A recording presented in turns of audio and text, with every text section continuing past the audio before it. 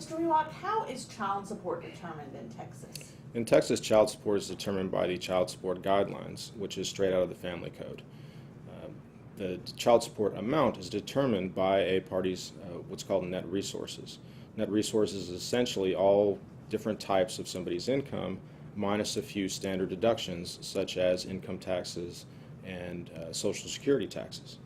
The remainder is the net resources, and that is determined by a percentage according to how many children you have before the court and how many children you have total. So are dads always the one paying child support? Not always. The party that pays child support is typically the party that has the child less than 50% of the time. That can be the mother, it can be the father. Okay, so let's say that in our example, Sue is paying child support to Bob.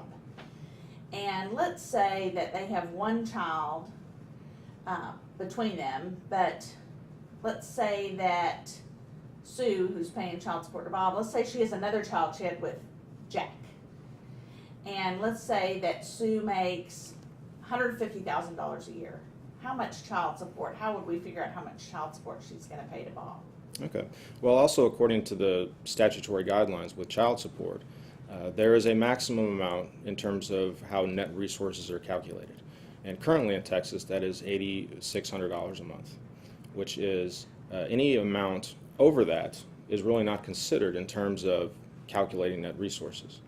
Now, under this example, if Sue has one child that she's determining child support on with Bob, but has another child with Jack, then according to guidelines, she would pay 17.5% of her monthly net resources to Bob for child support for that child. I see. So when you say the $8,600, so whether Sue made $140,000, $150,000, or $1 million a year, it's still just going to be the 17.5% of $8,600. Is that what you're saying? Correct. Under the child support guidelines, that is correct. Now, the court always has jurisdiction to go above that if there is good cause for it. But according to the statutory guidelines, only the first $8,600 per month would be taken into account. And would you say that in most cases the court follows the guidelines, or in most cases do they veer from the guidelines? In virtually every case, they go with the guidelines. So you mentioned that the court does have jurisdiction to order, even though it sounds like it's not very common, the court has the power to order above guideline support. What would the court look at if they were considering that? Well, for example, under the example we used before, if Sue were paying child support to Bob, let's say that their child was a special needs child and had incurred or was incurring great expense when it comes to medical care or mental health care, to where Bob's expenses for the child are much greater. And if Sue makes a lot of money, way above guidelines, that would be one example where the court could certainly go above guidelines. Okay, that's helpful.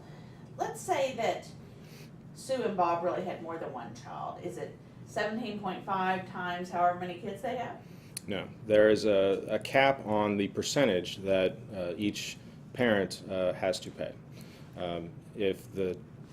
For example, if they had 10 kids, then Sue, under that example, would be paying all of her income if it were 17% per child. Well, that wouldn't be very equitable. The cap in Texas for all of your obligations is 40%. So it doesn't double. Does it go up in some increment? It does, and this is lined out more specifically in the family code. But based on the number of kids before the court, the percentages are adjusted for each contingency. I see. Is alimony, how do we determine alimony in Texas? Is alimony even available in Texas? Alimony is available, although it's very limited.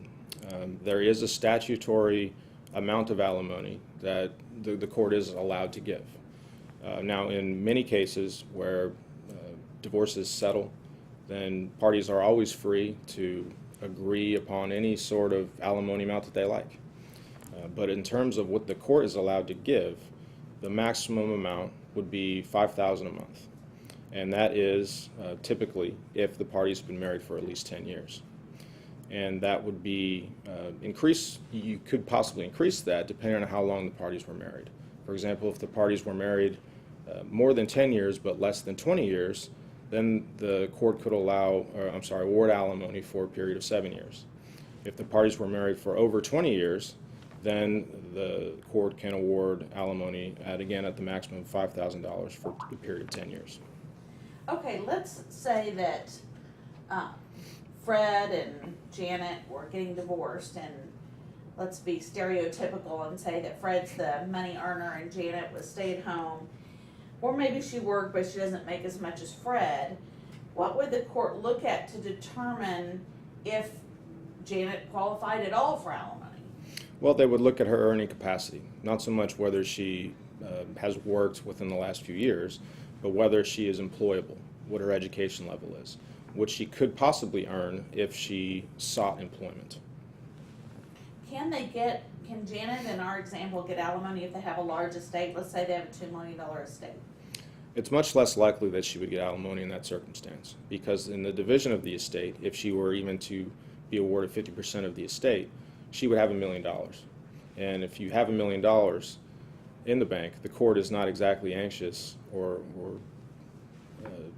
enthusiastic about awarding alimony in that circumstance. And is that because the court is limited by the law, or that's just not the court's culture? I think it's a little bit of both. There is a statutory limit on it, and it's a pretty low amount, according to most, in comparison to other states. But they also do not want, I think in general, to increase their policing of a post-divorce case. The sooner that the court can make a clean division and a clean split among the parties, that's what they'll seek to do. Thank you so much. You're welcome.